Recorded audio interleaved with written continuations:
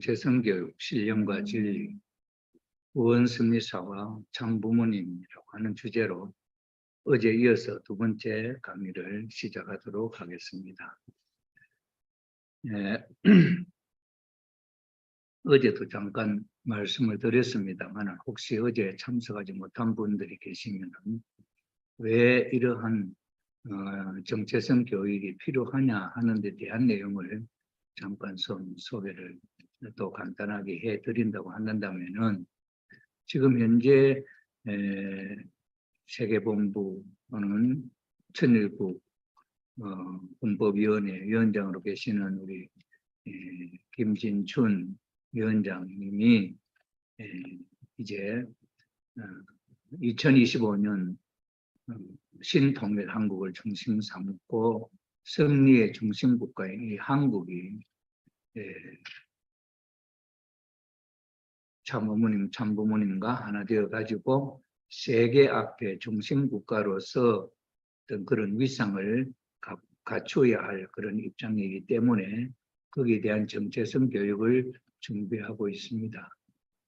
잠깐 김진춘 위원장이 준비한 내용을 우리가 잠깐 보면은 전체적인 내용에 부분적으로 제가 옮겨놓은 내용을 잠깐 한번 보여드리면은 참부모님의 본질 또는 참부모님의 위상, 참부모님의 성의적 생애 또 이런 식으로 그 다음에는 또 뭐가 있냐 하니까 참부모님의 위상, 가치 이렇게 또 참부모님의 섭리 완성 이러한 내용들이 어떻게 구체적으로 되었느냐 하는 내용을 소개하려고 준비를 이렇게 하셨습니다. 여기서 볼 수 있는 내용이지만 여기 한번 그분이 준비한 이 PPT를 우리가 한번 보면은 바로 이 내용을 접하게 되면은 우리가 이해하기가 참 힘듭니다. 무엇을 이해하기가 힘드느냐? 제 경험에 의하여 보면은 통일교회는 정말 어떤 교회냐? 세계기독교통일신령협회 세계적으로 지금까지 주류의 역할을 하고 있는 기독교회에서는 통일교회를 이단이라고 이렇게 하고 그 이단이라고 하는 이 힘이 아직도 엄청나게 우리 가정연합 통일교회가 발전하는데 지장을 주고 있는 것은 우리는 확실히 느끼고 있습니다. 또 종교인이 아니라 할지라도 세상 사람들은 그런 데 대한 소문을 들었기 때문에 통일교회는 아주 참 몹쓸 종교단체다 이렇게 생각을 하고 어제 우리 청심원 기도회 때 성마리아 밀린고 대주교의 사모님 되시는 그분의 간증에 의하면은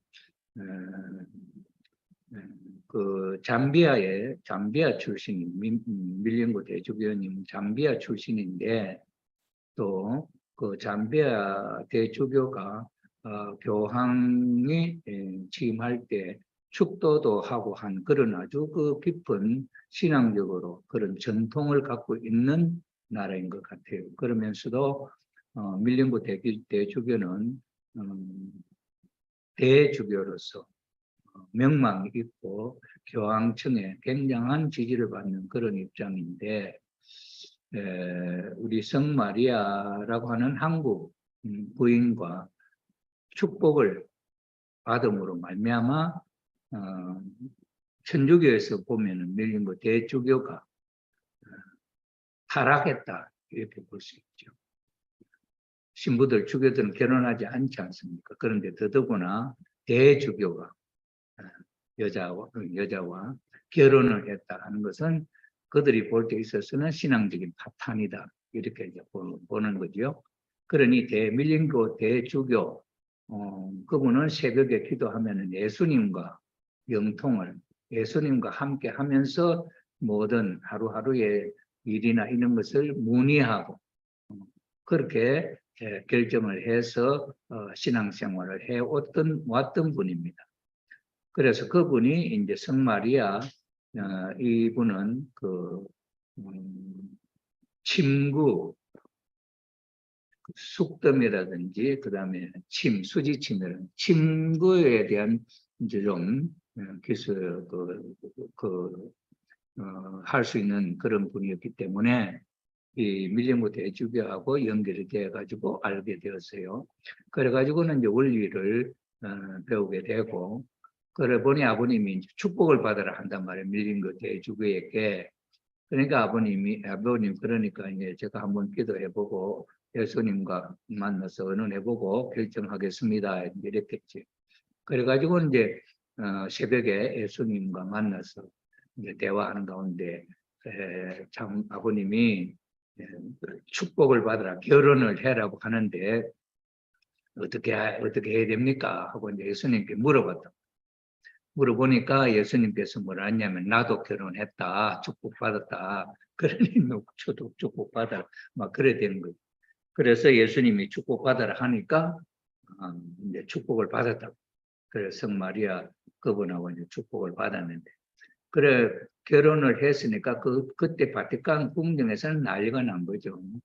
그래가지고는 이 성마리아 여사 떼어놓고 밀림구 대주교가 그 바티칸 궁정에 감금되다시피 이렇게 돼 있었다고. 그러고 나서 이제 밀림구 대주교와 함께 그 교황이 돌아가시고 난 뒤에 이분이 자유의 몸으로 밖으로 나왔어요. 이래가지고는 이제 천주교의 신부, 그다음에 주교 이런 분들을 전도해서 축복시키고 이런 활동을 이제 하고 있단 말이죠. 그러니까 이 천주교에서 볼 때 이 밀림구 대주교가 정말 편찮아서 막 죽게 생겼어요. 그래가지고는 이제 죽어도 한국에서 죽어야 되겠다 이렇게 생각하고 청평에 온 거야. 청평에 의료 천사가 있다 해서 믿고 그렇게 이제 와서 이래가지고 참 돌아가시면은 어떻게 장례를 치를 것이냐. 잠비아에 카톨릭 공원 묘지가 있는 그런 분들이 묻히는 묘지가 있는데 그 묘지를 아예 그분이 들어갈 묘지라고 아예 확정을 해놔놓고 준비를 해놨다는 거예요. 그런 입장이기 때문에 아주 보통 문제가 아니었죠. 그런데 이제 내가 뭔 이야기를 하고서 이제 긴 이야기 나왔냐 하면은 그 바티칸에서 그분들이 생각할 때 성마리아라고 하는 여자는 뿔이 나고 막 아주 마귀다 이렇게 생각했다는 거예요. 근데 실제로 만나보니까 아주 예쁘장한 여자 같기도 자그만하고 뿔도 안 났고 그렇더라고. 자기를 그렇게 생각했던 것처럼 오늘날 우리 통일교회 가정연합을 생각하는 기독교에서 가정연합을 생각하는, 그리고 그 기독교에서의 통일교에서 반대할 때 그때 나돌았던 거짓 소문들이 통일교인들은 뿔이 나고 마귀같이 생겼을 줄 알고 있는 입장이니까 통일교회 가자고 전도해 한다면은 그 소문을 듣고 있던 일반인들이 통일교회에 들어오기가 쉽겠냐. 그러니 엄청 그런 어려움을 이제 안고 있는 입장이다. 그런 입장이죠. 그런 입장이기 때문에 우리 통일교회에 있어서도 기독교의 신앙을 정말 볼수적으로 해서 영통도 하고 참 신앙이 높아서 통일교회에 들어온 사람들이 거의 없고, 기독교가 어떤 교회인지 내가 어제도 이야기했지만은 통일교회는 어떤 교회인지, 유대교, 기독교와는 어떤 관계가 있는지 이런 것이 전혀 그런 면에 있어서 소개해 준 사람이 없어요. 유대교하고 기독교는 어떤 관계고 기독교하고 통일교는 어떤 관계냐, 이러면서 왜 통일교회를 이단이라 하느냐, 무엇 때문에 이단이라 하느냐. 그러면 기독교에서는 이단이라 하는데 통일교회는 왜 이단이 아니냐, 거기에 대한 이야기를 해야 될 거 아니에요. 기독교에서는 우리를 이단이라 하는데 그들이 보는 통일교회는 이단인데 우리가 이단이 아니고 정통이다 하려면은 그 사람들이 이단이라고 하는 데 대한 반론이 있어야 된다. 그래서 성서적으로 신앙적으로 신학적으로 통일교회가 왜 이단이 아니고 정통이냐 하는 데 대한 내용을 소개를 하고 이렇게 해야 기독교와 대화도 될 수 있고 그런데 우리 통일교 식구들은 그렇게 할 수 있는 실력을 갖춘 사람이 없다. 왜? 그렇게 배운 사람이 없어요. 아버님도 그렇게 처음부터 그렇게 설명하지 않았어. 아버님이 성원하시기 전에 그 당시에 통일교인들이 전도되었을 때는 성서에 대한 이야기를 아담 가정으로부터 예수님 때까지 쭉 설명을 하면서 그때는 바탕이 성서에 성서를 중심 삼고 이제 이야기를 하는 거예요. 아담 가정은 어땠었고 노아 가정은 어떻고 아브라함 가정은 어떻고 이것을 쭉 설명을 하면서 이 과정에 이것이 뭐였느냐 아담과 해와가 타락함으로 말미암아 하나님의 자녀의 자를 잃어버렸는데 그 잃어버린 인간이 그 자를 다시 복귀하는 데는 그냥 내가 올라온다고 되는 게 아니니까 사탄에게 빼앗겼던 것을 하나하나 탕감해가지고 그걸 다시 찾아야 된다. 그러니 그런 섭리를 하나님이 구약으로부터 해서 이렇게 쭉 해 나오셨다. 이 성서에 있는 이야기는 그렇게 설명하지 않고 아담 가정은 어땠다, 노아 가정은 어땠다 한 단편적으로 간단하게 이야기식으로 소개되어 있는 거예요. 그것을 참 부모님은 그 한 가정의 그 스토리를 무엇으로 엮어서 내느냐. 구슬이 서말이라도 꿰야 줄에 깨야 목걸이도 되고 보물이 된다고. 그러니 그렇게 나와 있는 성서에 있는 이야기 하나하나를 연결시켜서 무슨 스토리냐. 예수님이 하나님의 독생자로 오기 위한 배경이다. 이게 성서 이야기인데 그렇게 통일교에서 설명하는 아직도 그런 설명을 하는 지도자가 없어. 아버님은 초창기에 그렇게 설명을 했더라. 왜? 내가 통일교회가 어떤 교회인지 알아보기 위해서 아버님의 말씀집을 읽으면서 그 설교를 하나하나 분석을 해보니까 그런 이야기를 성원식 이전에는 계속 하셨어요. 그리고 나서 마지막에 예수님이 독생자다. 그 이야기를 결론을 맺은. 그 예수님이 성혼식을 하려고 하다 결혼을 하려고 하다가 33세에 돌아가시면서 다시 온다. 무엇하러 오느냐? 장가가기 위해서입니다. 그래서 신부를 찾아서 어린 양 잔치를 한다 하는 것으로 예수님의 소원을 오신 목적과 소원을 표시를 했는데 그런 구체적인 이야기를 서론 본론을 해서 아는 기독교의 신자도 없고 더더구나 우리 통일교회에 지금 교인이 된 우리 식구들은 그런 기독교의 기반이 없는 성경책 한 번도 안 읽고 성경책을 한 번도 안 읽고 지금도 성경책을 한 번도 안 읽어본 우리 통일교 식구들 축복가정들 많을 거예요. 그래서 나는 이 아버님의 그 말씀을 연구하면서 보니까 성경을 창세기에서부터 하나하나 그것을 짚어보게 돼요. 그래서 예수님이 하나님의 독생자다 하는 것이 이해가 되면 구약 말씀을 마셨던 겁니다. 구약 말씀. 구약 성경은 뭐냐? 요한복음 5장 39절에도 이야기했지만은 이 성경은 나를 증거하는 것입니다. 나를 예수님을 어떻게 증거하느냐? 하나님의 독생자. 하나님의 아들이다 하는 것을 증거하는데 그것을 4,000년 동안 공부했지만은 유대교회는 모르고 기독교 오늘 지도자들도 그거 모른다. 그것을 다시 재설명하고 재연구해서 아버님이 일본 유학하시면서 성경책을 읽고 공부하시고 성경책을 공부하면서 발견한 것이 이건 혈통복기. 그래서 예수님이 하나님의 독생자라 하는 것이 신학적으로 성서적으로 논리적으로 소개가 됩니다. 그렇기 때문에 오늘 우리 통일교회의 식구들에게 정체성 교육은 왜 예수님이 성서적으로 하나님의 독생자가 되느냐 하는 설명을 해요. 그러니 기독교에서는 통일교는 성서도 안 보는 교회들아. 성서를 내놓고 이야기를 안 하고 자기들 필요한 성경 구절만 뽑아가 이야기한다 이런 식이죠.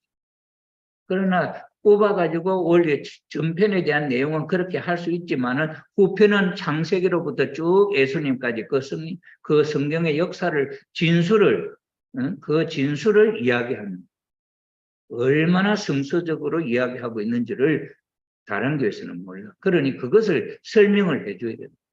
그것을 설명을 해줘야 다른 기독교인이 통일교회가 이단이 아니다 하는 것을 이해할 수 있는 거예요.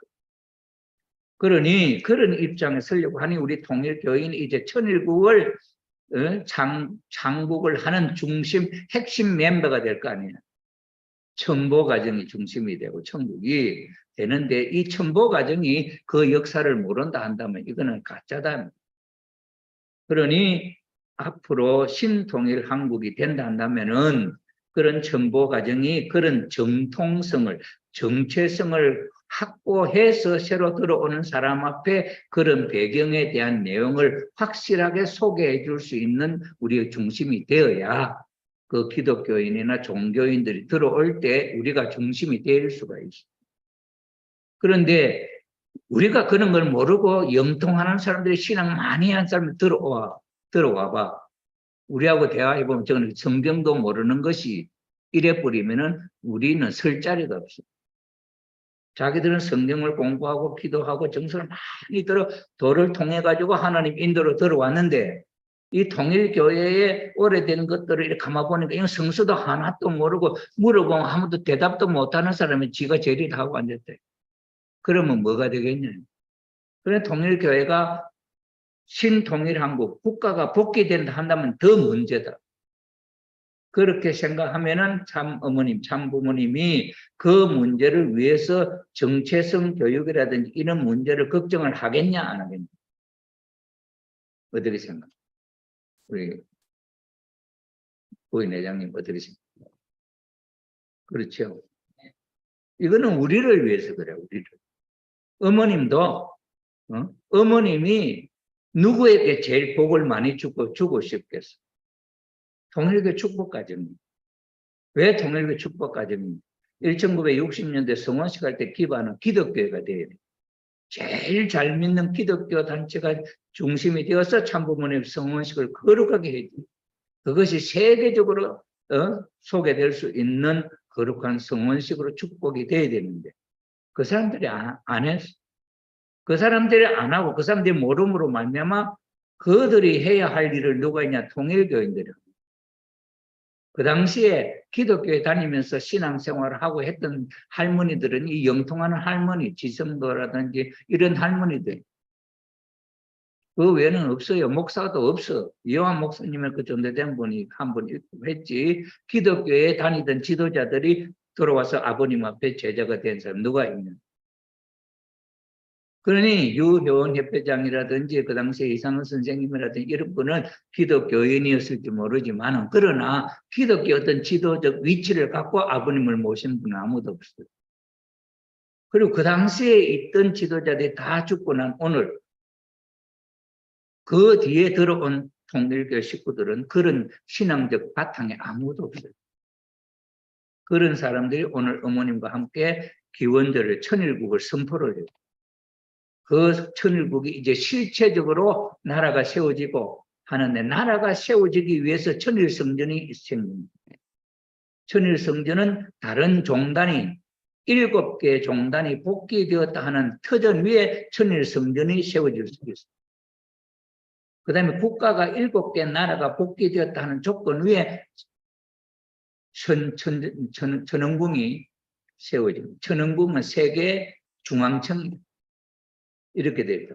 그러면 성리는 이렇게 발전을 해서 그건 누가 그렇게 했냐? 어머님이 하셨잖아요. 우리가 한 하나도 없잖아요. 어머님이 당신이 다 하신 거예요. 이래서 천흥궁도 세우고 천일성전도 세우고 이제 2025년에 천일국 실체화 신통일한국으로 이 나라가 하나님의 나라가 실질적으로 하나님의 나라가 세워진다고 한다면은 그 나라를 세우는 데 있어서 중심이 되어야 할 사람은 누가 돼요? 누가 중심이 되어야 돼요? 나라를 치리하려면 치리할 수 있는 정치를 할 행정 그런 일을 해서 치리할 사람들이 있어야 됩니다.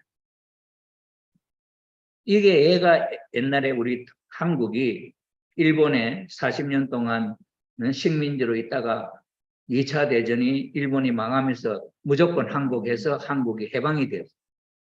한국이 해방이 되면은 이제 한국이 나라가 새로 세워지게 돼요. 이때 미국의 한 주로 들어가 버렸으면 미국이 마음대로 할 거야.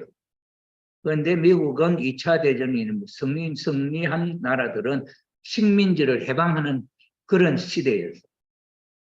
1차 대전 때는 이긴 나라가 식민지를 확보해.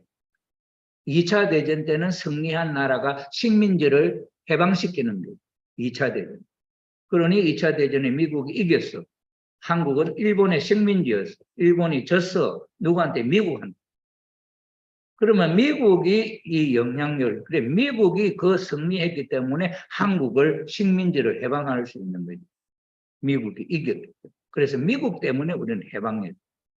해방을 해서 새로운 나라를 세워야 되는데, 그 당시에 30년, 40년 동안 일본의 지배를 받아왔기 때문에 독자적으로 우리 한국이 독립하면 우리나라를 세운다 할 때 그 정부를 세울 수 있는 조직이나 이 훈련된 지도자 아무도 없어요. 하루아침에 갑자기 나라가 생겨요. 해방이 된 거예요. 그때 외국에서 독립운동하던 사람 들어오기도 전에, 응? 외국에서 독립운동하던 사람이 한국에 들어와서 자리도 잡기 전에 나라가 세워야 되는데, 그때 미국이 나라를 세우려고 하니까 누구를 정치를 할 수 있는 지도자로 도지사, 군수 뭐 이렇게 조직을 세워야 될 거 아니야. 무슨 장관도 세워야 되고 정부를 조각해야 돼. 대통령에 선거를 해서 뽑는다 하면 뽑지만은, 그러나 그 정부를 구성할 수 있는 인적 자원이 필요한데 없는 거예요. 그러니 그때 누구를 썼느냐? 일제시대의 일본 그 지배하에서 행정을 봐주는 경험 있는 한국 사람들이 그것을 해본 경험이 있기 때문에 미국의 그 지도자들이 미국이 한국을 신탁 통치할 때에 그 사람들 모아서 국가를 치료할 수 있는 조직을 짜버립니다. 그래 짜버리니까 외국에서 독립운동했던 이승만이나 이런 사람 들어와 자기 손발이 하나도 없어. 이런 상황이 벌어졌기 때문에 오늘날까지 여기에서 6.25 전쟁이 일어나고 남북에 갈라지고 온갖 일이 일어났다는 거예요. 그럼 앞으로 신통일 한국이 되어질 때에 이 신통일 한국 천일국의 지도자, 즉 이 모든 기반을 다스릴 수 있는 그런, 동이면 동장이, 군이면 군수, 구면 구청장, 시면 부산시면 시장, 이런 사람들이 누가 할 거냐. 천일국이 되어졌을 때 누가 해? 우리 노재희 권사님 누구 시키면 되겠어요? 누구 시키겠어요? 통일교회를 반대하던 사람 데려다가 씌울 수도 있다. 그렇잖아요. 우리 통일교회에서 그런 능력이 있고 훈련된 사람이 아무도 없어. 통일교회인들이 지금도 신앙도 흐지부지 하면서 전도해갖고 이게 2025년 국가복귀를 하자 하는데 이 정신도 안 차려 가만히 놀아. 아무것도 안 해. 그럼 하늘의 섭리는 그 운세를 놓쳐버릴 것이냐 할 거냐. 어머님은 우리가 중심이 되어 주기를 바라요. 우리가 스스로 전도해서 숫자를 채우기를 원해요. 그래서 기본적인 숫자가 우리가 지금 갖고 있는 10배 되어야 적어도 우리가 뭔 한다 하면은 숫자를 끼워 맞추는 데서 외부에서 볼 때도 괜찮겠다. 그렇지 않으면 우리가 지금 현재 3만인데 3만 갖고 정부 대한민국이 새로 하늘나라 세워졌는데 뭐 누구하고 하겠냐. 그 사람들 볼 때 통일교는 시원찮아. 그게 안 된다 할 때 어떡하고. 문제겠잖아. 그럼 그때 통일교를 반대하던 사람이 능력 있는 사람이에요. 그 사람이 여기를 부산시장이 됐고 아니면 구청장이 되고 이렇게 했다. 그러면 통일교인을 잘 봐주겠냐 못 봐주겠냐. 자기 식대로 하겠냐. 하나님 뜻대로 하겠냐. 하나님 뜻도 모르는 사람입니다. 심각하잖아요. 심각하다. 그래서 이 신통일 정체성 교육이 시급하다. 이걸 어머님이 이렇게 준비하라 했겠냐? 어머님이 이렇게 준비하기를 바랐겠냐? 안 바랐겠냐? 이런 거 어떻게 생각해요?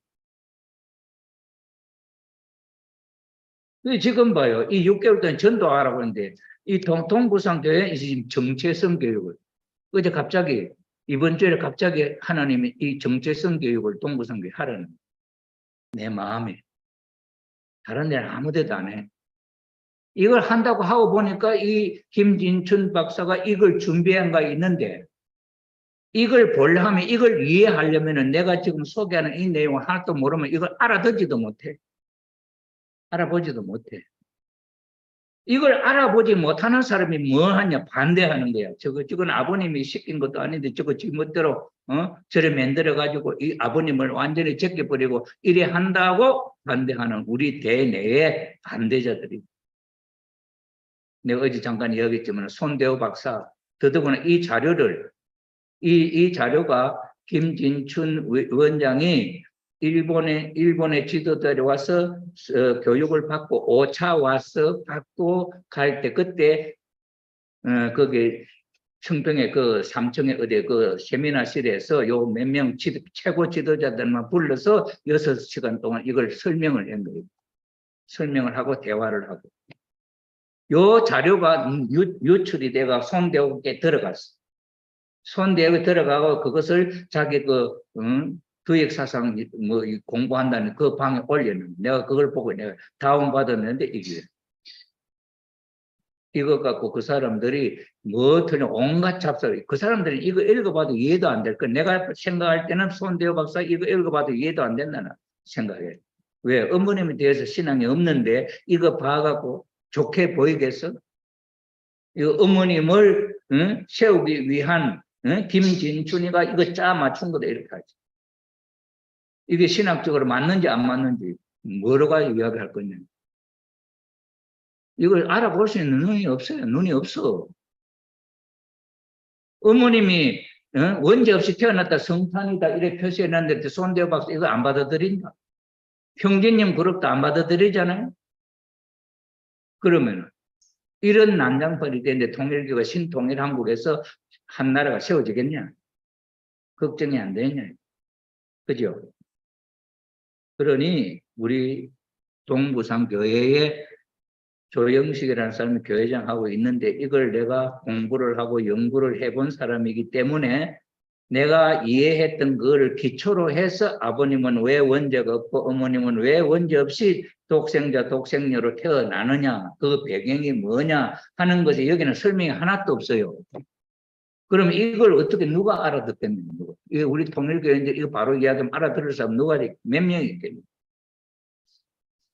문제 아니냐 문제지. 그래서 정체성 교육이라고 하는 것이 필요하다. 이건 하늘이 하라고 해서 지금 하는 거예요. 그렇기 때문에 이번 한 주일 내에 할지 또 이 다음 주까지 연장될지는 모르지만은 이거는 우리가 기본적으로 이해해야 할 그렇게 이해를 해야 아버님이 누군지 어머님이 누군지를 알 수가 있어요. 그게 이해 안 되면은 우리의 깊은 신앙이 안 생기는.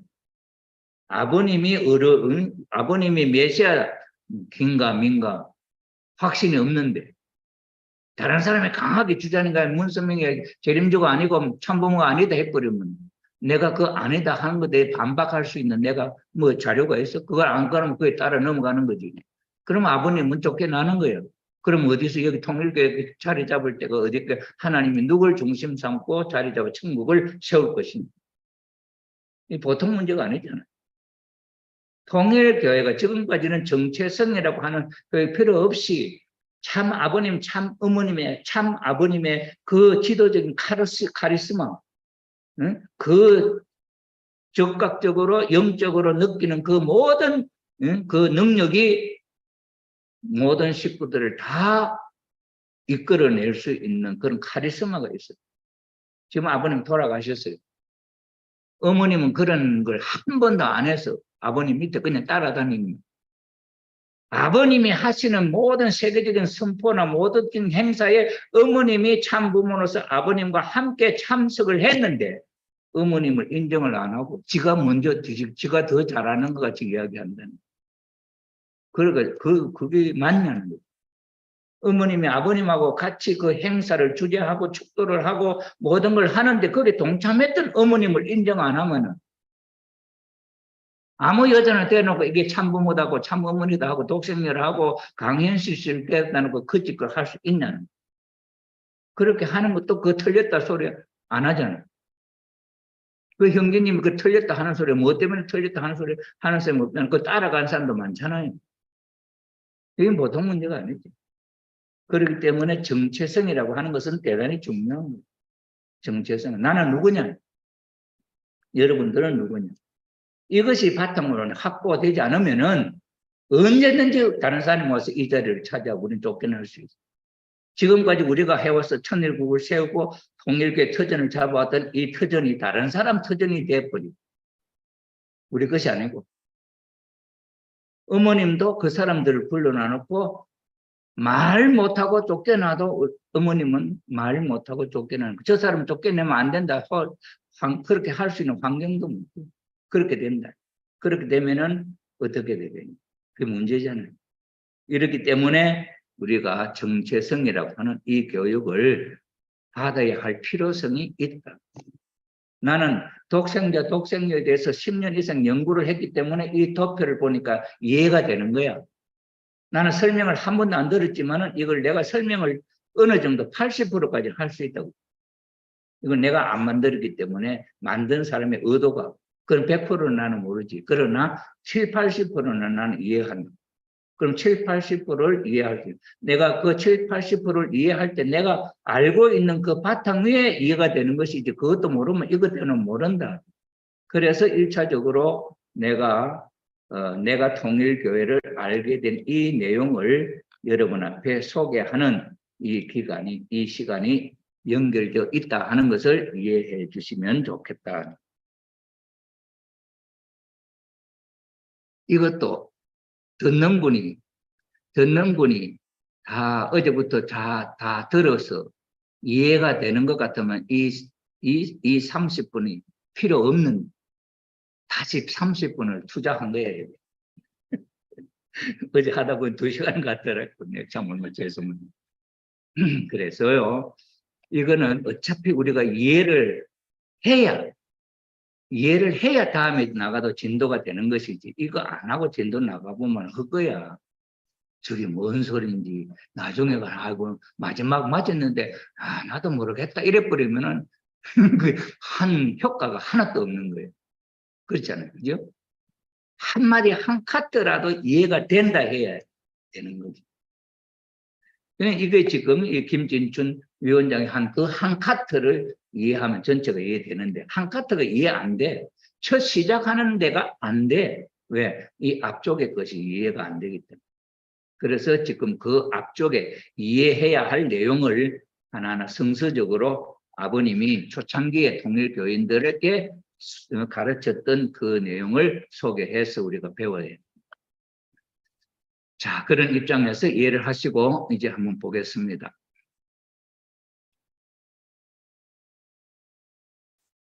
구원섭리사와 참부모님이라고 하는 제목입니다. 주제는 정체성 교육인데 그것도 신령과 진리로. 신령과 진리가 아니면은 통하지를 않아요. 신령과 진리는 항상 바탕이 돼야 돼요. 우리 통일교는 지금까지 신령과 진리라는 말을 안 썼다. 왜? 전쟁하는 시간인데 전쟁터에 막 나가야 되는데 이런 거 하고 앉았으면 시간이 허비될 시간이에요.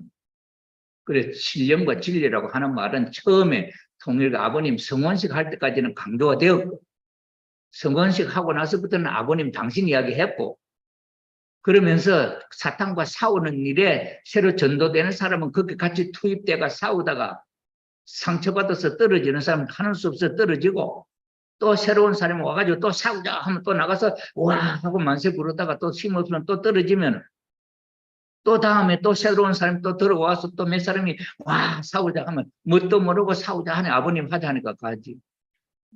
그렇게 해나온 거예요. 그래가지고 무엇이 오냐 기원절이 세우죠. 기원절은 아무렇게나 세워지는 게 아니에요. 사탄하고 전체를 싸워서 이겨야 이게 세워져집니다.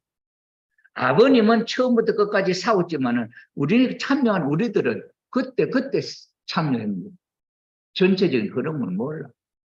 이래서 기원절을 세워놔놓고 천국을 이제 자리 잡아놔놓고 거기에 살 사람들을 챙겨보려니까 이게 말이 아니다. 이게 어머님의 고민입니다. 천일국, 그 터전에 천일국이 신통일왕국이 세워져야 되는데 어떻게 했냐. 여러분 같으면 걱정 안 되겠습니까? 걱정되는 거예요.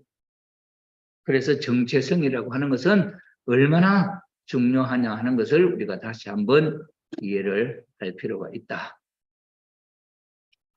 자, 하나님께서 아담 해와를 창조하신 목적, 이건 이제 정체성 교육을 시작을 하려고 하니까 어디서부터 뭐가 잘못돼 가지고 이렇게 되느냐 하는 그런 어떤 논리성이 필요한 거야. 그래서 창조 원리에서 말하는 이것을 이해하지 않을 수가 없다. 그래서 하나님이 원래 아담과 해와를 창조하신 목적을 이해를 해야 타락이 어디서 뭐가 잘못됐냐는 걸 알지. 그래서 하나님이 원래 아담과 해와를 창조하신 목적은 일축복은 우리가 마음과 몸이 하나 된다. 마음과 몸이 하나 된다 하는 말하고 하나님을 중심 삼고 마음과 몸이 하나 된다 하는 말하고 틀립니다. 마음과 몸이 하나 안 된 사람 어디서 여기 온 사람도 마음과 몸이 하나 안 되어갖고 마음이 엉뚱한 데 가고 싶은데 몸이 끌고 여기 왔냐? 마음이 오자 해서 몸이 끌려왔냐? 마음이 가자 하는데 몸이 따라왔으니 마음과 몸이 하나 돼서 왔잖아요. 그죠? 그럼 마음과 몸이 하나 되는 거는 이렇게도 될 수 있어. 그러나 여기가 하나님이 중심이 되어서 하나님이 오늘 여기에 가자 하는 마음이 중심이 돼서 내 마음이 동해 오케이 오늘 여기에 가면은 이런 일이 있기 때문에 내 마음에 하나님의 뜻이니까 가자. 그래서 몸이 따라왔다. 그거는 하나님을 중심 삼고 마음과 몸이 하나 되어서 여기 왔다. 이해됩니까? 그래서 마음과 몸이 하나 되는 제1축복은 마음과 몸이 하나 되는 게 아니고 하나님을 중심 삼고 내 마음과 몸이 하나 되어서 하나님이 원하는 대로 사는 사람, 그 사람 속에 하나님이 들어오셔서 어디에 사느냐? 하나님이 사는 집이 어디라고 그랬어요? 응? 이번 주일의 제목이 하나님이 사는 집이 어디야? 생심이라 했죠. 생심. 하나님이 사는 집 생심. 그죠? 그러니 이 생심이 마음에 이 마음이라고 하는 것은 내 영인체의 마음 생심이에요. 이 마음이라고 하는 것은 통일사상에서 이 마음이 어디 있습니까? 마음은 작용체야. 생심은 있잖아. 내 영인체의 마음은 생심이고 내 몸뚱이의 마음은 육심이야. 육심하고 생심이 수수작용을 해서 하나의 작용체가 나와. 이걸 마음이라 그래. 생심하고 육심이 수수작용을 해서 나로 하여금 하나님의 뜻을 따르도록 그렇게 하는 하나의 작용체가 있어.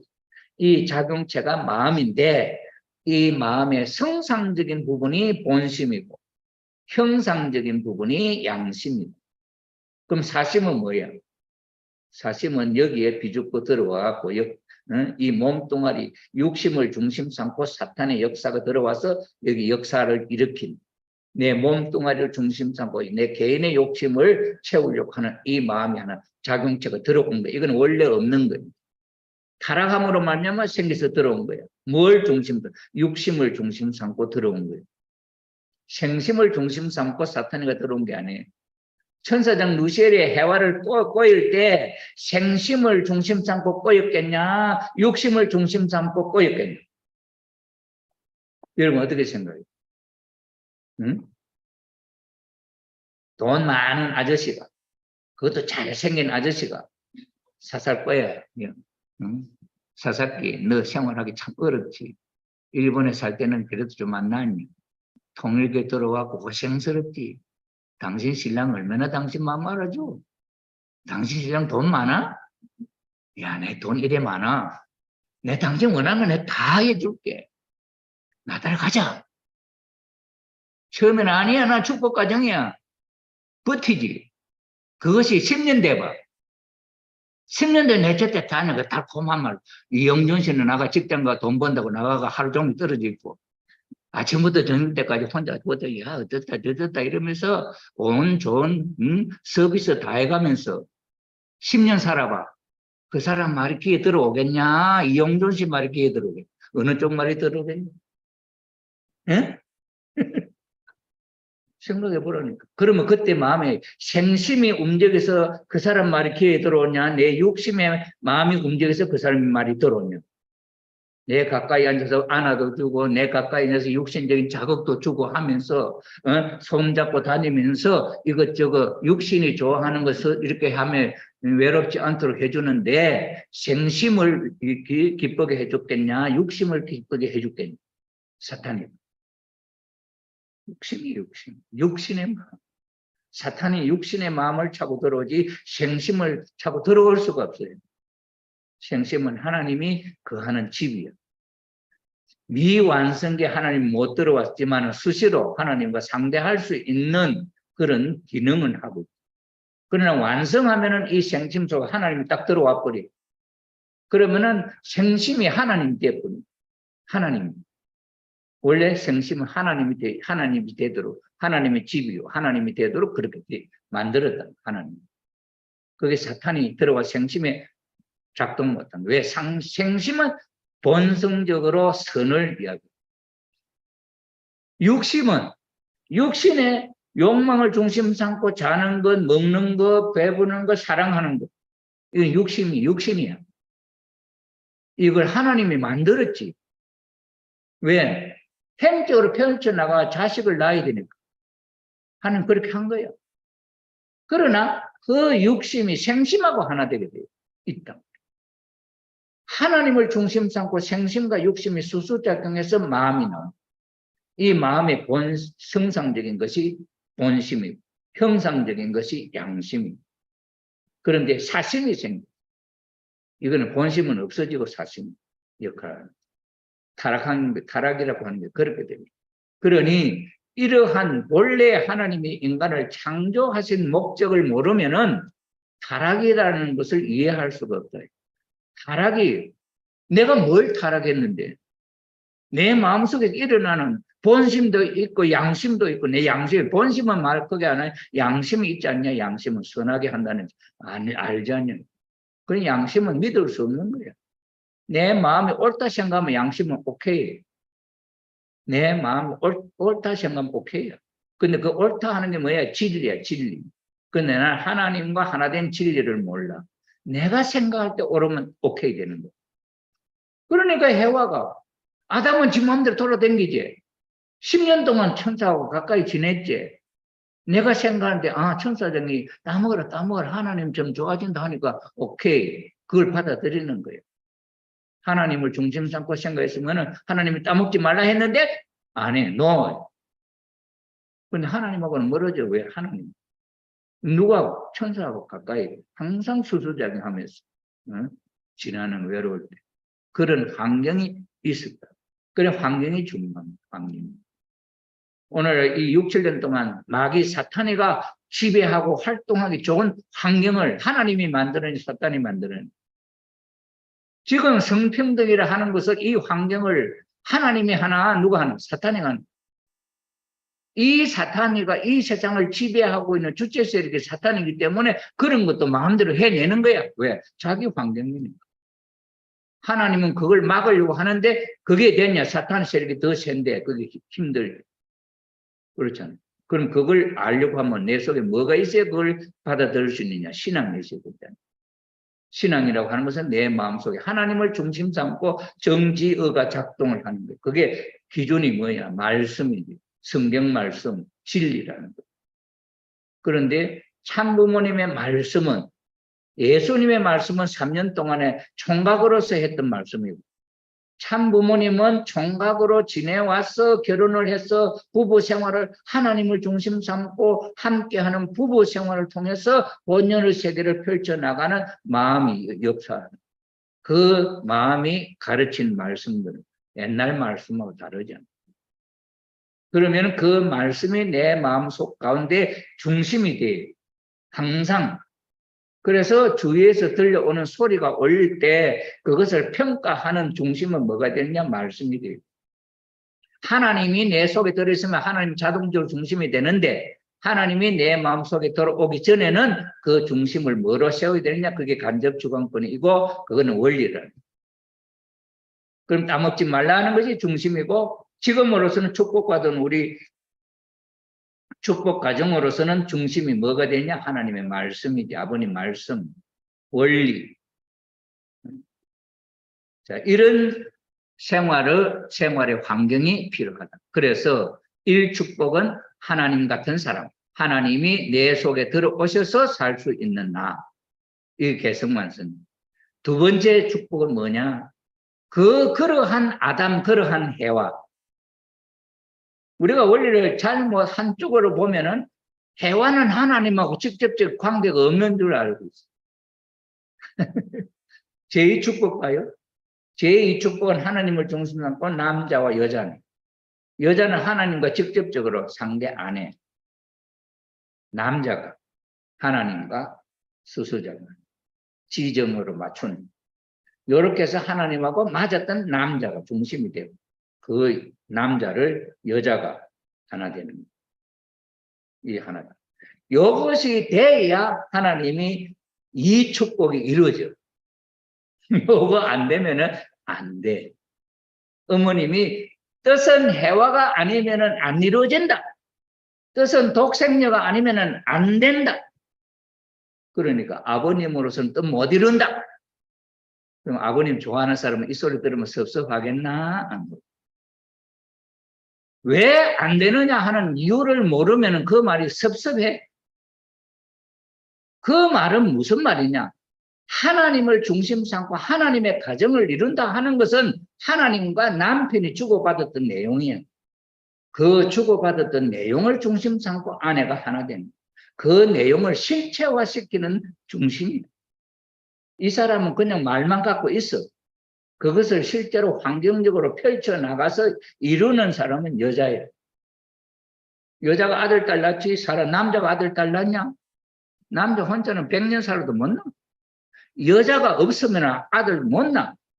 그러니 하나님의 뜻은 해와가 없이 이루어지냐 안 이루어지냐.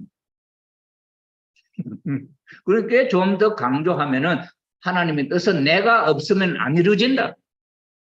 그러면 아버지 좋아하던 사람, 아버지 살아 생전에 아버지 좋아하던 사람, 아버지 돌아가시고 나니까 그래 안 계시는 것만 해도 섭섭한데 그 아버지를 없으면은 없어도 내 없으면 안 된다 하니까 이게 더 말이 강하게 느껴지고 아버님은 완전히 없어지는 묵삽을 돼버리는 것 같지 않겠어요?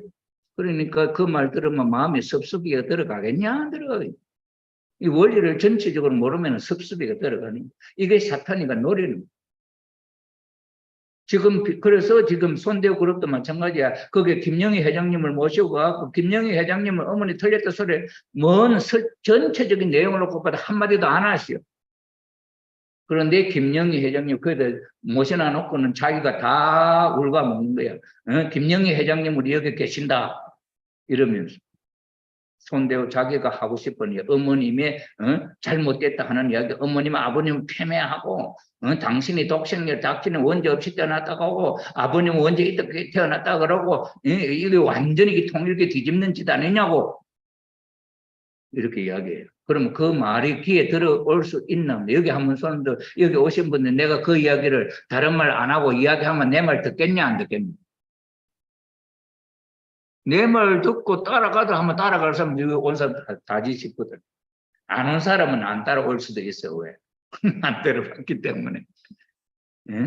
근데 내가 평소에 이야기를 했는데 그 평소에 이야기를 하면서 어머님은 당신이 없으면 뜻이 안 이루어진다 하고 아버님은 아무것도 아닌 것 아니냐. 아버님 없어도 내가 있어야 뜻이 이루어진다 이러는데 그 말만 들으면은 아버님을 좋아했던 사람 얼마나 섭섭하겠어요.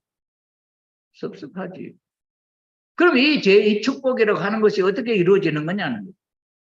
그러니 원래 제1축복은 여자나 남자는 똑같이 마음과 하나님과 마음이 성상 아니야. 성상과 하나님과 마음이 주고받는 거야.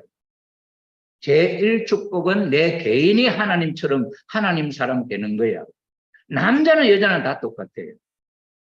그럼 하나님과 주고받았던 그 라인이 있는데 가정이라고 하는 단계에 와서는 이 해와가 직접적으로 하나님과 주고받는 라인이 아니다. 가정이라고 하는 이상은, 그러니 하나님의 이상은 정지의 마음의 기능, 하나님의 뜻, 그 의지는 남자의 정지의 기능하고 이게 수수작용이 되도록 되어 있다.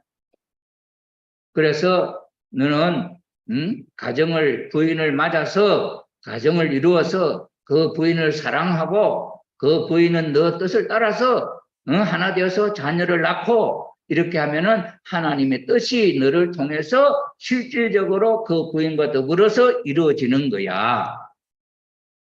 그러니 하나님이 그렇게 완성한 아담 속에 하나님이 들어오고 그렇게 완성한 해와 속에 하나님이 들어오고, 그럴 때 우리가 지금까지는 하나님이 이성성상의 하나님이고 중화되어 있다 했기 때문에 거기에는 남자 하나님, 여자 하나님이 상상하게 돼요. 그래서 남자 하나님은 아담 속에, 여자 하나님은 해와 속에. 이렇게 되면 하나님이 남자 하나님, 여자 하나님 둘이잖아요. 아버지 하나님, 어머니 하나님 둘이잖아요. 그럼 하나님이 둘이지 어째 하나냐. 그렇게 하려고 하니까 중화적 주체라 이렇게. 그러니 중화적 주체는 틀렸다. 어머니 말씀. 창조원리가 그렇게 하면 이건 광야시대의 이야기인데 지금은 천일국 시대에서 하나님이 중화적 주체라면 틀린 말이다. 중화적 주체에는 부모가 안 나와. 하늘 부모가 안 나와. 그래서 하늘 아버지, 하늘 어머니, 하늘님, 하늘 부모님 할 때는 한 존재지. 거기는 아버지도 어머니도 둘이 갈라져 있던 사람이 부모가 됐다 이렇게 생각하는 거는 이거는 이렇게 분리한, 하늘 부모님 할 때는 하나야, 하나. 그러니 그 하나님 속에 남자 성품도 있고 여자 성품. 아, 내 속에는 남자 성품 있고 여자 성품 없나? 내 속에는 남자 호르몬 있고 여자 호르몬 없냐? 다 있잖아. 이렇게 있는 내가 중화적 존재라 이게 뭐예요. 그럼 하나님은 하나님 속에 남자 하나님, 여자 하나님. 하나님 속에는 남자 성품을 뽑아서 남자 만들고 하나님 속에 있는 여자 성품을 뽑아서 해와를 만들고 하나님 한 분, 하나님 한 분. 이때는 하나님 부모가 아니었었어. 하나님이지, 하나님. 그럼 한 하나님이라 했지 두 하나님이라 안 해? 하나님, 하나님. 한 하나님, 하나님이었는데 그 하나님 속에 남성을 뽑아서 아담을 만들고 하나님 속에 있는 여성을 뽑아서 해와를 만들고. 왜 아담 해와를 만들었을까? 당신 속에 하나로 있었는데 왜 남자 여자를 분립해서 만들었을까? 그 만드는 이유가 있겠냐 없겠냐? 그 질문을 우리는 인간이 해볼 수 있잖아요. 하나님 속에 남자 있었고 여자 있었는데 하나님 속에 있는 남성 성분 뽑아서 아담 만들고 하나님 속에 있는 여성 성분 뽑아서 해와를 만들었어. 왜 여기 같이 있던 걸, 왜 하나로 있었던 걸 왜 둘로 나눠놨어? 질문을 해볼 수 있잖아요. 그것이 아담 해와를 창조하신 목적입니다. 그걸 하나님이 그 목적이 있었겠냐 없었겠냐? 있었으니까 나눴지. 그 질문을 당신이 그렇게 하면 뭐가 좋다 하는 걸 알았으니까 나눴지. 하나가 돼 있는데도 괜찮았다 하면 뭐 하려고 만들겠냐. 하나가 돼 있는 것보다는 둘로 나눈 이유가 있어. 이 둘이 개체적으로 스스로 자체가 성장을 해서 하나의 인격적으로 성장을 해서 남자가 여자를, 여자가 남자를 서로 필요하는 존재로 만드는. 왜 하나님이 아담 해와 남자 성분 여자 성분이 있는데 당신이 혼자 있을 때 여기 필요한 게 없어. 그냥 있으면 되니까. 그런데 무엇 때문에 필요하게 생겼냐? 이 피조 세계를 지은 목적이 아담 해와를 통해서 이 부부의 사랑을 실체적으로 느껴보기 위해서. 아담 남자의 여자의 사랑이, 부부의 사랑이 실체적으로는 어떠냐 하는 것을 느껴보기 위해서 남자 여자를 만들었다. 남자 여자가 성장해서 완성했을 때 그 결혼하는 그 순간에 하나님이 그 속에 남자 여자 하나님이 남자 속에도 하나님이 여자 속에, 하나님 한 분이니까 남자 속에 들어있는 아담을 통해서 느끼는 마음, 하나님이 해와를 통해서 느끼는 마음이 당신 혼자 있을 때는 생각만 했던 것인데 실체 속에 들어와서 느낄 때는 이거는 실체야. 그 아담, 남편의 사랑, 아내의 사랑이 어떤 것이냐 하는 것을 당신이 실체로 몸을 쓰고 느끼는 그 느낌이 실체화됩니다. 그래서 실체 세계에 실감을 하기 위해서 남자, 여자를 하나님이 만들었어요. 그 만든 목적이 두 사람이 하나만 되는 게 아니야. 거기서 아들, 딸 낳는 거예요. 그래서 남자, 여자가 사랑하면은 아기가 생기는. 하나님이 당신이 아담, 해와, 아들, 딸 바로 낳는 것 같이 하나님이 아담, 해와를 만들고 싶었는데 언제 만들었냐? 바로 하나님이 아담, 해와를 창조한 게 아니잖아. 무엇부터 창조했어요? 수소부터 창조했어요. 수소, 원소. 태양도 없어. 빛도 없는 가운데 창조가 시작돼. 빛과 어둠이라. 수소에서 수소 하나가 또 하나 더 붙어. 그게 뭡니까? 헤륨. 또 거기서 무엇이 생겨나오고 수소에서부터 하나는 생겨나온 게 오늘 80몇 가지 원자, 원소예요. 이게 하나님이 만든 거예요. 왜 이게 필요해요? 이것을 만들어야 이런 물체가 나와요. 이 물체를 만들기 위한 게 목적이 아니야? 동물을 만드는 거예요. 동물의 깨구리를 만드는 게 목적이 아니야? 원숭이를 만드는 게 목적이 아니야? 아담, 해와, 사람을 만들고. 그러면 사람은 하늘에서 떨어질 수 없잖아. 누가 나도 새끼를 낳아야 되죠. 새끼를 낳는 창조가 어디서부터 시작됐겠냐? 있을 거 아니에요. 세포 분열에서부터 해가지고 새끼가 사람이 인격체가 변하는 게 나올 거 아니에요. 세포 분열로부터 창조는 시작되는 거죠. 그러니까 난자, 전자가 딱 수정을 하면 그때부터 세포 분열이 일어나잖아요. 그 세포 분열이 일어나서 뭐냐? 몸뚱이가 되는 거죠. 그 세포 분열이 일어나가지고 뭐가 남자도 되고 여자도 됐죠. 그러니 이 세포 분열에 의해서 남자도 되고 여자도 되고 그 세포 분열을 일으킬 수 있는 한 존재로서 또 정자도 하나의 세포잖아. 생명체. 그 다음 난자도 하나의 생명체. 난자도 창조되고 정자도 창조되고 됐다. 이 자체로서도 정자는 인간으로 비유하면은 한 사람이에요. 결혼 안 하면 한 사람 살다 몇 년만 살다가 죽어요. 100년이죠. 정자는 한 생명체잖아. 그 결혼 안 하면은 얼마나 살다가 죽어. 한 달쯤 사는 거야. 한 달 미만이죠. 남자는 생명체잖아. 남자, 여자로만 여자다. 그럼 이거 결혼 안 하면은 얼마나 살아? 한 달 만에 이게 수정이 안 되면 흘러나와 버리잖아. 이게 하나의 생명체, 하나의 일생이잖아. 그런데 결혼하면, 수정이 되면은 달라지잖아. 수정을 하면은 둘가 하나 되고 새로운 사람이 돼. 남자도 되고 여자도 되고. 그죠? 그러면 이 남자, 여자는 그 전 단계로 보면 남자, 정자하고 똑같은 입장 아니에요. 남자, 정자가 엄마 뱃속에서 아빠 뱃속에서 만들어졌는데 이거 하나의 생명체.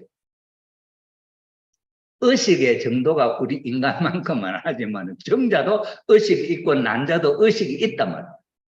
정자가 의식이 있기 때문에 이게 남자의 몸에서 배출되면 어디로 찾아가려고 그래? 남자가 있는 곳으로 찾아가려고 하는 경향성이 있다. 그럼 남자는 배란되면은 뭘 받아려고 하는 마음을 갖고 있을까? 정자가 오기를 기다리는 마음. 기다리다가 안 오면 쓰러지는 거야. 그렇잖아요. 일생을 놓고 보면. 그러다가 정자와 남자가 만났다. 이게 참 기적의 역사 아니에요? 그게 만나면은 거기서 분열이 돼가지고 DNA가, 여기에 DNA가 RNA로 한 줄이야. 원래 상염색체가 돼 있잖아요. 우리 염색체가. DNA 염색체가. 그런데 정자, 남자는 한 줄이야, 한 줄. 요게 만나서 두 줄이 되는 거예요. 남자 씨하고 여자 씨하고 만나서 요게 두 줄이 돼갖고 하나의 인격체가 되는 거죠. 그럼 씨가 될 때 여기도 분리되잖아요. 남자 애기씨, 여자 애기씨 분리되고. 요게 수정이 되면은 둘이 하나 되게 돼요. 이게 창조 역사였잖아요. 인간이 생겨나는 원리. 이렇게 하나님이 아담과 해와를 창조하신 목적은 뭐냐?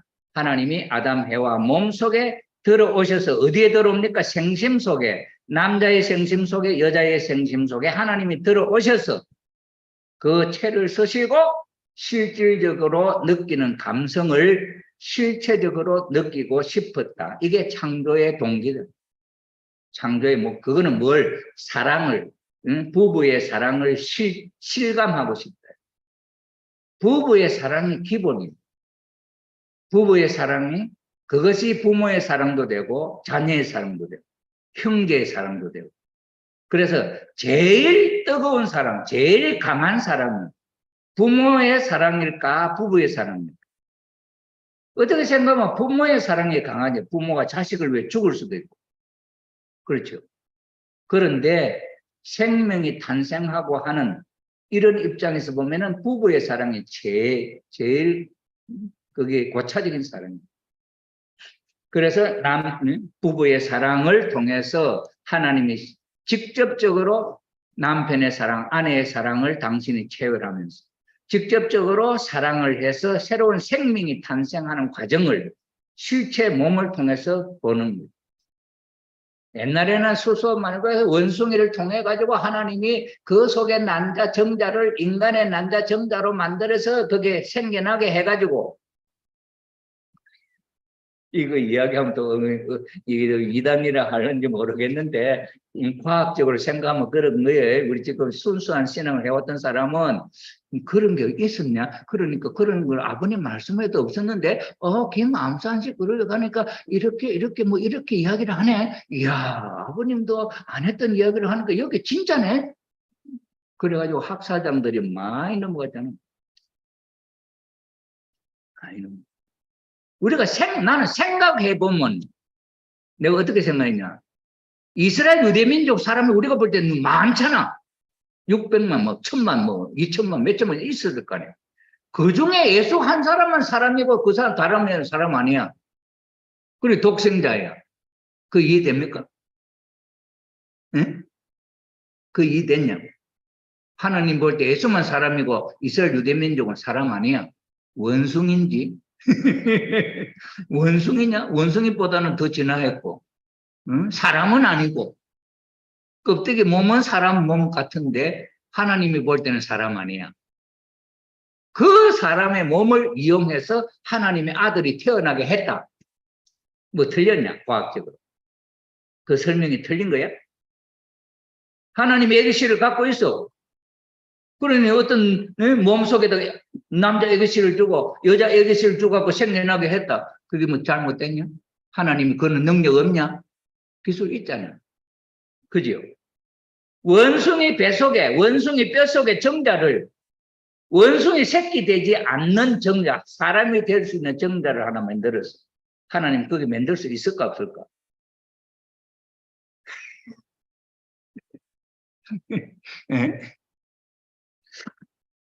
없어?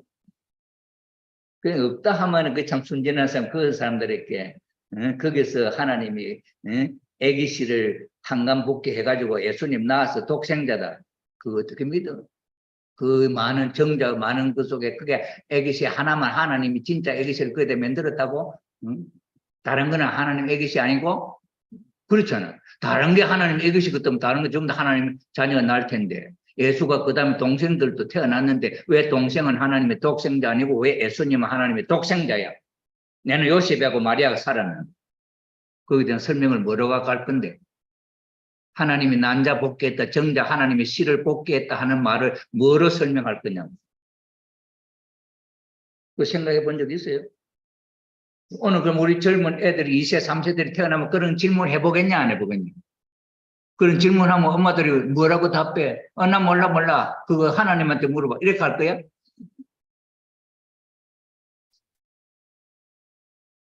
그러니 하나님의 정자를 복귀했다, 하나님의 난자를 복귀했다는 말이 뭐냐 이게.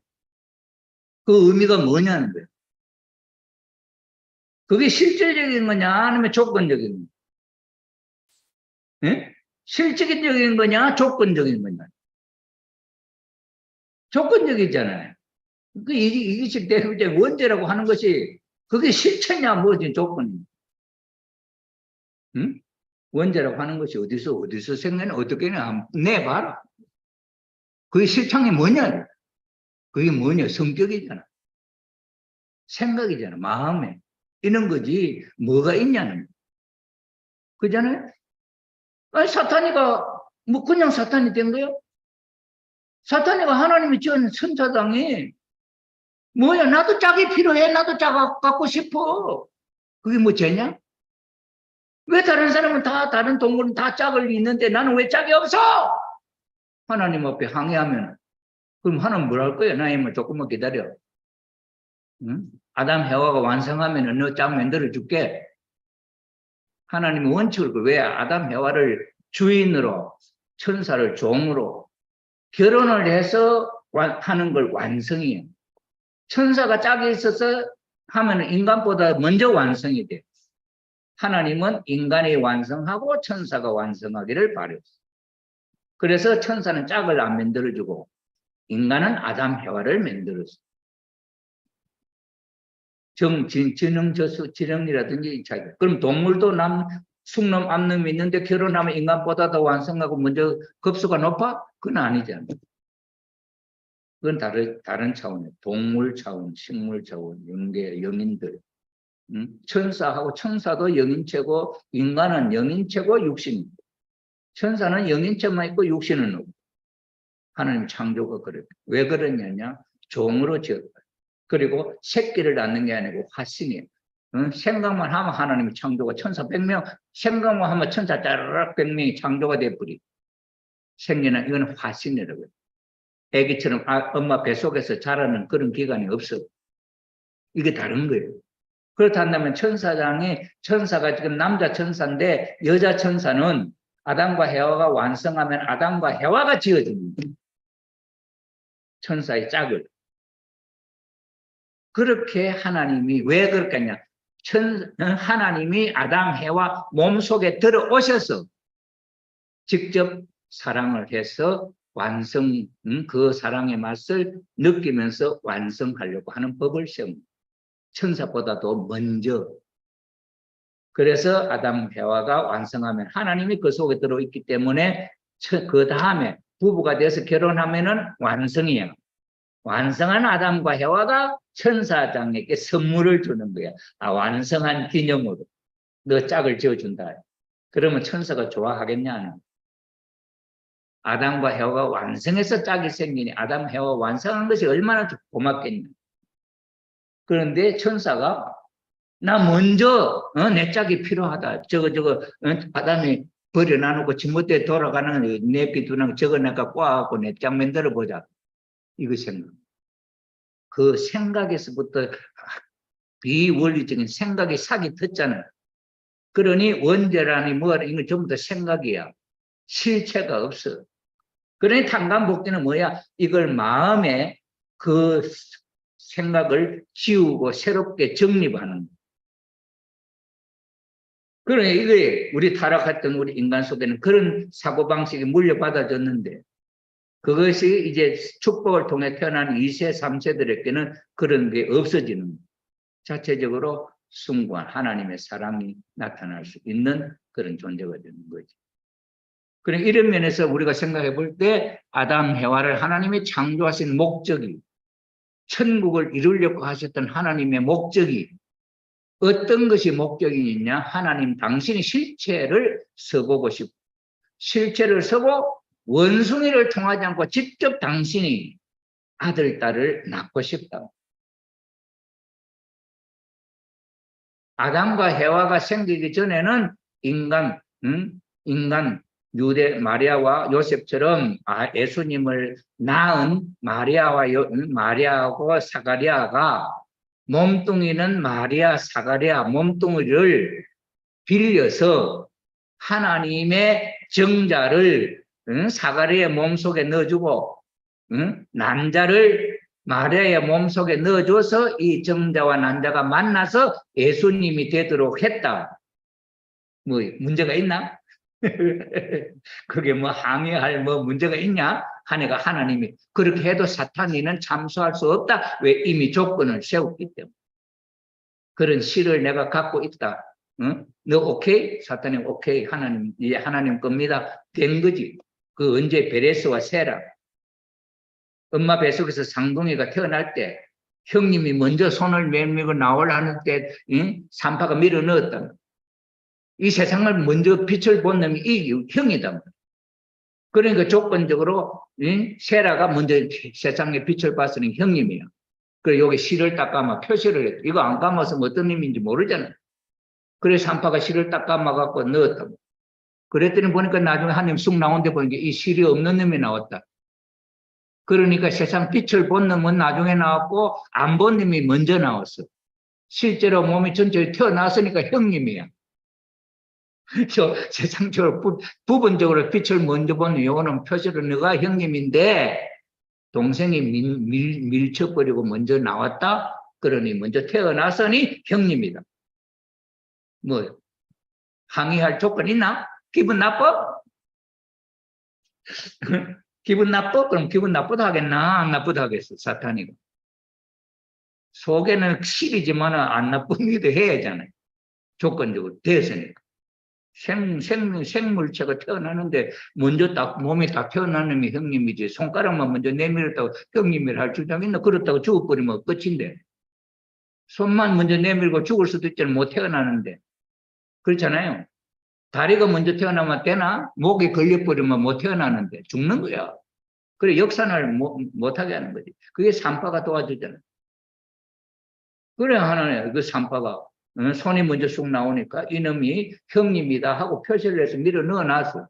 그놈이 먼저 나서 네가 형님이 먼저 나오니 이럴 건데 아 이놈이 안 나오고 다른 놈이 나왔네. 그러니까 이 산파도 깜짝 놀라 다른 놈이 나왔네. 이 이름이 베레스야. 형님을 밀쳐버리고 나왔다.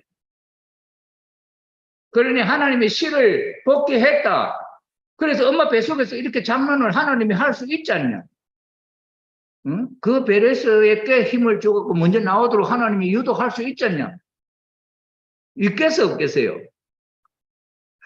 하나님의 보이지 않는 손이 그렇게 할 수 있는 거지. 그러나 사탄은 참사 못한다. 왜? 조건이 복귀가 되어 있기 때문에.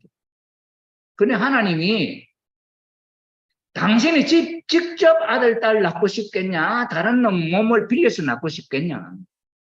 여러분 같으면 어떻게 생각해요? 왜 이렇게 아기를 못 낳아? 그럼 아기 씨를 다른 사람한테 주어가지고 네가 낳아라. 그게 기분 좋나? 본인이 직접 낳는 게 기분 좋겠냐? 그죠? 하나님이 마찬가지죠. 그래 아담 해와를 하나님이 창조하신 목적은 당신이 직접 그 아담 해와 속에 들어가서 아들, 딸 낳고 싶은 거. 그 아들, 딸 누구의 아들, 딸이에요? 하나님의 아들, 딸인 동시에 아담 해와의 아들, 딸이죠. 그럼 아담 해와는 누구예요? 하나님의 몸이잖아요. 이 실제는 하나님의 몸. 그 아담의 마음이 누구야? 하나님. 해와의 마음이 누구냐? 하나님. 그럼 하나님의 자녀지. 그럼 이 세상 전체는 하나님의 자녀예요. 그럼 사사기 우리 권사님 자식이 이세 있잖아. 그럼 결혼해가 낳으면 그 자식은 사사기 권사님의 자식이야? 하나님 자식이야? 왜 하나님의 자식이야? 내 새끼가 나왔으니 내 손자지. 그죠? 그런데 그 생명은 내가 할 수가 없어. 생명이 아들 태어나고 딸 태어나고 하는데 내 마음의 의사는 하나도 보태지지 않아. 그건 누가? 하나님의 뜻이야. 그래 우리는 몸을 빌려줘.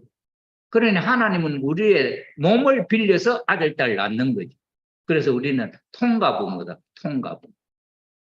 하나님의 몸을 대신 빌려줘서 하나님의 아들, 딸들이 낳게 하는 통가부모. 그 말도 아버님 말씀에 있습니다. 자, 그래서 하나님이 아담과 해와를 창조하신 목적, 이거 하나 하다가 시간 다 가버렸습니다. 오늘 또 조금 오버했는데 마치겠습니다. 내일 또 이어서 말씀을 드리고 너무 깊이 하다가는 이 시간이 다 가겠네. 조금 간단하게 하게 되겠네. 근데도 이 깊이 하면 또 재밌고 뭐 이해가 깊이 되잖아. 심정적으로 깊이 이해가 되는 게 좋은 거예요. 그러면 그 내 마음속에 그 심정을 조건에 하나님이 들어와서 역할을 할 수 있는 범위가 넓어집니다. 그게 심정세계라. 그래서 조금 시간이 걸려도 하는 그런데 처음 온 사람한테 이렇게 베풀면 지금 뭔 이야기 들을 때는 뭐 그렇게 히히하고 했는데 이게 나중에 뭔 이야기 한 거지 내 도저히 모르겠다. 처음 온 사람 기본이 없으면은 너무 깊이 베풀면 이거 더 못 알아요. 그때는 간단하게 해줘야 돼. 하나님은 아담에와 창조해서 아들 딸 낳고 뭐 그 간단하게 원리 나온 대로 해버리면 해야 되지.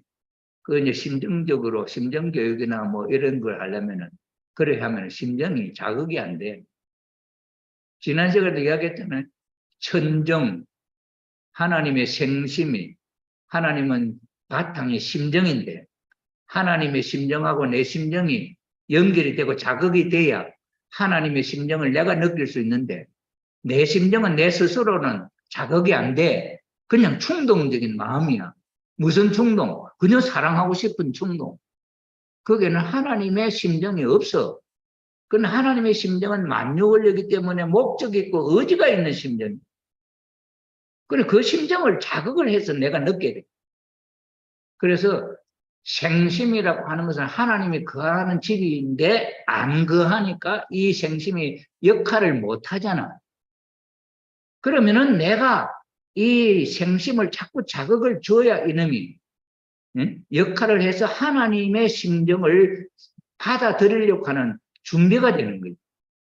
그래서 내가 마음이 준비가 되면 하나님의 속도로 와도 그 심정을 내 심정으로 공명이 돼가지고 느낄 수가 있는 거예요. 그러니 우리는 심정에 자극을 주는 훈련을 해. 이게 신앙생활. 심정에 자극을 주는. 심정에 자극을 주는 그런 삶이 아니면 인격적인 삶이 안 돼. 심정이 뿌리가 되면 인격적인 사람이 돼.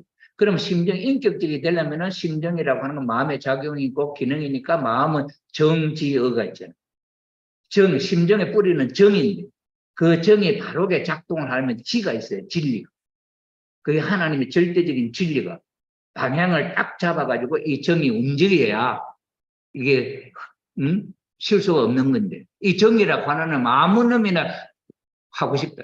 그래 아담 해와가 하나님의 말씀을 딱 중심을 세우고 따먹지 말라 했는데 이 지적인 이 작용이 허미해져 버리 약해져 버리니까 정적인 자극이 천사장이 와서 막 끌어당기니까 이 정적으로 해서 와락 안 아픕니다. 그게 이게 정의 지혜 작용을 잘 못했는 그 지혜 작용이 사탄이가 다 먹어도 좋아 재밌어 이건 하면 너 하나님처럼 된다 이렇게 자극을 근데 그 지가 하나님을 중심 삼은 지적인 작용을 못했는 이게 뭡니까? 그럼 인격적인 사람이 되려면 진리가 중심이 되어 있는데 나는 진리를 몰라 하나님을 모르잖아. 그러니 이 양심가들의 진리가 틀린다. 그러니 하나님을 만나야 절대적인 진리가 되고 내 인격이 변함이 없는 절대적인 인격체가 될 수 있는 거죠. 그런데 그런 인격체로 성장시키는 것은 인격체라고 하는 건 진리만 갖고 아니야. 정지의가 함께 작동을 해야 인격자가 되고 성인이 되는 거예요. 진리만 갖고 안 돼. 작용만 갖고 안 돼. 어렵게 한다고 정이 없으면 안 돼. 어렵게 한다고 진리에 참이 없으면 안 돼. 그놈이 사람을 죽일 수도 있고 온갖 짓을 다 해. 어렵다 하면. 선동하면. 그러니 히틀러의 입 역할을 했던 사람이 누구냐? 게벨스야. 게벨스는 말을 몇 마디 딱 주면 그걸 그 모인 충동을 전부 다 설득시켜서 그 말에 따르도록 할 수 있는 능력이 있어. 그러니 그것을 알아볼 수 있는 판단할 수 있는 게 뭐가 필요하냐? 지적인 필요해요. 그 지가 참된 하나님을 중심 삼은 지역에 딱 중심을 서면은 정도 거기에 따라 움직이고 의도 거기에 따라 움직이고 힘을 북돋아주고 그게 바른 그 사람이 성인이 되고 인격자가 되고 아무나 인격자가 되는 게 그래서 우리의 삶의 기준을 그렇게 키워나가야 된다 하는 것을 우리가 알아야 되겠습니다. 하나님이 아담과 해와를 창조하신 목적으로서 오늘 강의를 마치고 내일도 연결하겠습니다. 오늘 줌으로 참석하신 분 다무라 권사님, 마트나가 권사님, 유민지 권사님, 박영자 권사님,